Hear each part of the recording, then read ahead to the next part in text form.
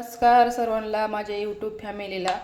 हे बघा, मी आज बारक्या घोळची भाजी करत आहे. तर त्याच्यासाठी बघा, एक कांदा कापून घेतलेला आहे, थोडासा लसूण ठेचून घेतलेला आहे आणि हे मसुरीची डाळ भिजू घालून ठेवली होती मी.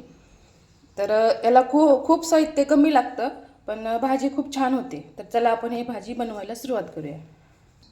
मी इकडे गॅसवरती पॅन ठेवलेला होता, त्यामध्ये आपण तेल घालून घेऊया.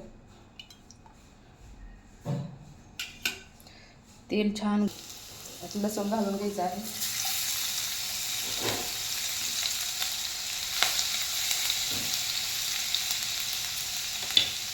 लसूण छान असं मस्त परत लसणाचा कच्चेपणा गेला की कांदा घालून घ्यायचा आहे.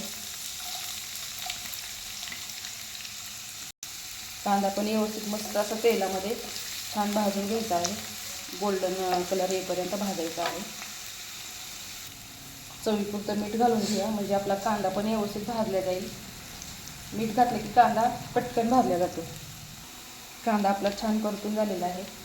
लाल मिरची पावडर घालून घेऊया आपण, म्हणजे जसं तुम्हाला पाहिजे तसं तिखट, कुणाला कमी लागतं कुणाला जास्त लागतं. त्याच्यातली भाजी घालून घ्यायची आहे. भाजी स्वच्छ 2-3 पाण्याने धुवून घ्यायची आणि मग बारीक चिरून घ्यायची. आधी निवडून घ्यायची, कारण खूप माती असते, काळे असते त्या भाजीमध्ये. त्यामुळे हे काळजी घ्या तुम्ही नक्कीच, कारण खूपच माती असते. हे जमिनीवर असं असते ना ही भाजी, त्याच्यामुळे. मी माझी जर रेसिपी माझ्या ताई दादांना आवडत असेल, लाईक करा, शेअर करा, कमेंट करा, सबस्क्राईब करा. ते डाळ घालून घेऊया आपण.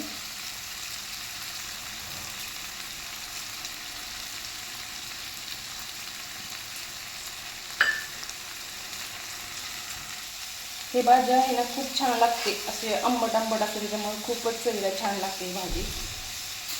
आणि भाकरीसोबतच छान लागते. भाकरी चपातीसोबत छान लागत नाही, भाकरीच करायची भाजी केली ती.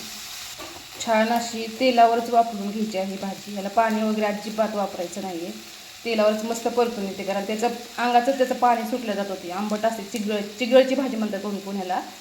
पण हे घोळची पण भाजी म्हणतात. बारक्या घोळची, मोठ्या घोळची असते. बारक्या घोळची भाजी आहे.